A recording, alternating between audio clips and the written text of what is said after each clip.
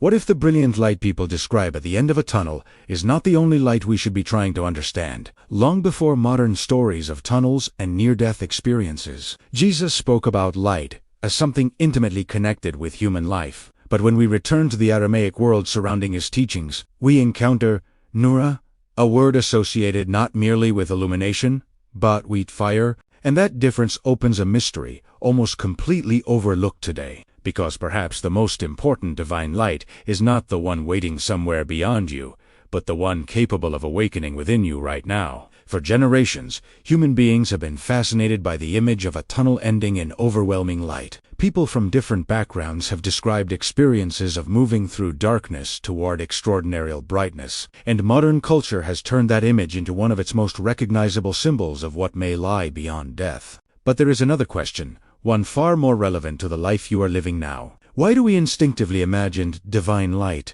as something outside ourselves, somewhere ahead, waiting to be reached? When Jesus spoke about light, his teaching often moved in the opposite direction. In the Sermon on the Mount, recorded in Matthew chapter 5, he tells his listeners that they are the light of the world. Then he immediately gives them the image of a lamp that is lit and placed where it can illuminate a house. Notice the movement. He does not send them searching toward a distant radiance. He brings the image of illumination directly into human life. Yet something becomes especially intriguing when we move beyond familiar English vocabulary and enter the Semitic language world in which Jesus lived. English gives us the comfortable word light. Greek gospel vocabulary gives us its own language of light and illumination. But Aramaic and Syriac preserve another powerful image, Nura, written. And Nura is not simply another poetic way of saying light. Its primary image is fire. That distinction matters. Light can be observed without changing the observer. Fire cannot. Fire warms. Fire consumes. Fire transforms. Fire produces light precisely because something is burning. Suddenly, the spiritual metaphor becomes far more demanding. This does not mean that we possess an original Aramaic manuscript, proving that every Greek reference to light replaced the word Nura. We do not. The mystery is subtler and more fascinating than that.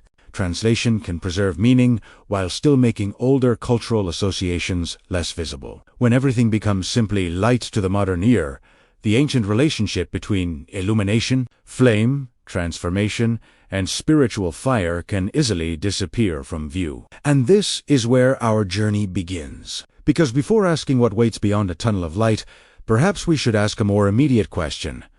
What happens when the divine light is understood not merely as something you see, but as something that burns? Stay with me, because shortly we will speak a brief prayer together using Nura, turning this ancient image of sacred fire into a personal moment of awakening and purpose. Imagine standing before two kinds of light. The first is distant, brilliant, almost irresistible. You can see it, admire it, perhaps even move toward it.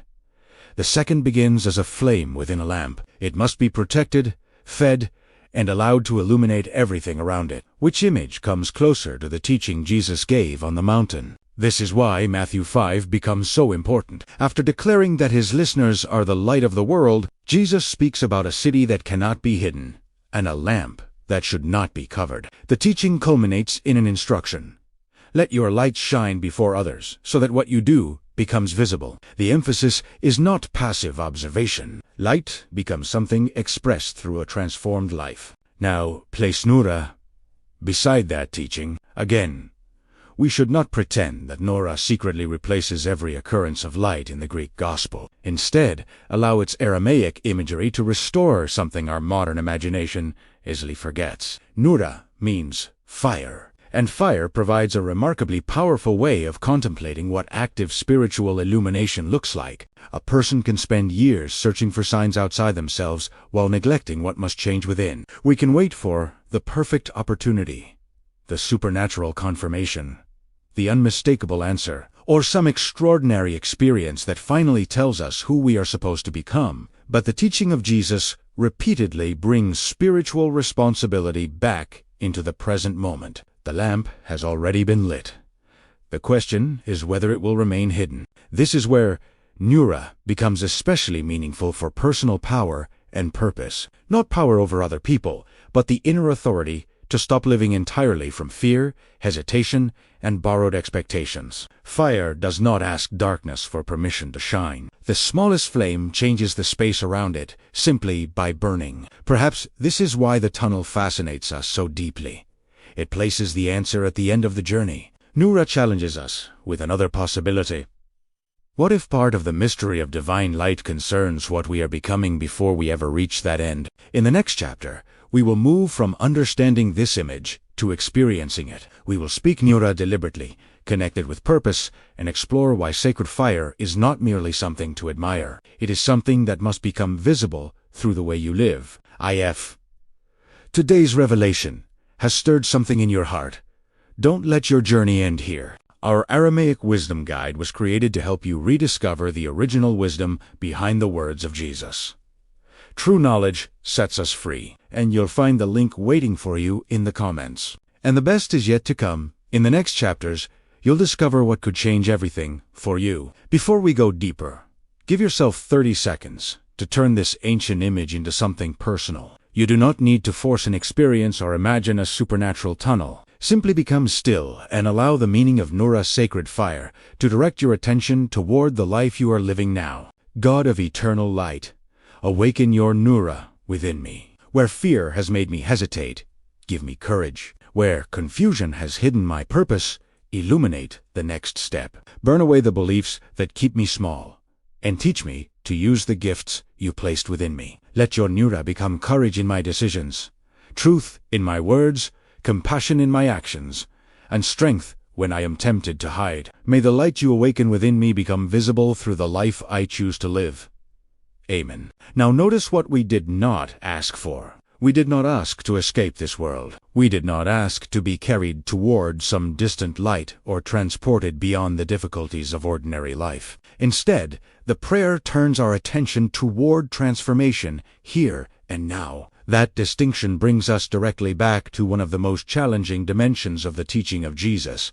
Divine light is meant to become visible through human action. Think again about fire. A flame hidden inside a sealed vessel may continue burning for a time, but no one outside can benefit from its illumination. In Matthew 5, Jesus uses almost precisely this logic when he says that people do not light a lamp and then place it under a basket. They put it where its light can reach others. The image is simple, ancient, and remarkably practical. This gives Nura another dimension. Sacred fire is not spiritual decoration. It represents transformation that produces evidence. If your inner light becomes courage, eventually you make the decision you have been postponing. If it becomes compassion, eventually someone experiences your kindness. If it becomes truth, eventually your words change. If it becomes purpose, eventually your days begin moving in a different direction. And perhaps this is the contrast we have been searching for since the beginning. The mysterious tunnel asks, where does the light lead? But the teaching of Jesus asks something closer to, what does your light produce? That question can change the direction of a life. Instead of waiting for one extraordinary spiritual event to reveal everything, you begin noticing the small moments when Nura can become visible. The conversation where you finally speak truth with kindness. The morning when you stop postponing your calling.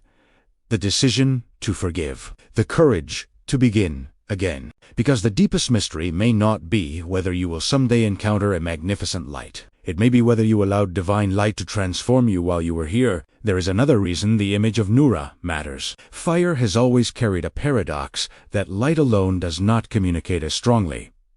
It can illuminate, but it can also consume. And throughout biblical imagery, fire repeatedly appears around moments of purification, revelation, presence, and profound change. Something encounters the sacred, and afterward it cannot remain exactly as it was. This helps us understand why personal transformation can feel uncomfortable. We often say we want more light, but what we really mean is that we want greater clarity without losing anything familiar. We want purpose without surrendering old distractions. We want courage without confronting fear. We want spiritual authority without abandoning the habits that continually weaken our decisions. Yet fire introduces a different possibility. Illumination sometimes requires something old to be released. That is where the mystery becomes personal. Imagine that you could stand before the brightest tunnel imaginable and receive every answer you have ever wanted. Then imagine returning unchanged, carrying the same resentment, the same fear of beginning, the same need for approval, the same habit of hiding your gifts. What would the experience have accomplished if the light never entered the way you lived? The teaching of Jesus continually resists that kind of passive spirituality. The light of the world is connected with visible works. A tree is recognized by its fruit. Forgiveness must become something lived. Love must reach even difficult places. The kingdom is not presented merely as an object of curiosity. It demands a response from the person hearing the message. Seen through this lens, Nura becomes a compelling symbol of inner authority. The fire does not make you superior to anyone. It does something far more demanding. It makes you responsible for what you already know. Once you recognize that fear has been governing a decision, you cannot unknow it. Once you recognize that resentment is consuming energy needed for your purpose, the choice becomes visible. Once you recognize that your gifts have remained hidden because you are waiting for permission, another path appears. And here is where the tunnel and the flame finally separate. A tunnel suggests movement toward a destination. Nura suggests transformation during the journey. One asks, what might be waiting beyond the darkness? The other asks, what can illuminate the darkness you are walking through today? So, perhaps we have been asking the mystery of light only one question when there are actually two. What happens when this life ends? Is an ancient human question, and one we should approach with humility. But Jesus places another question directly before us.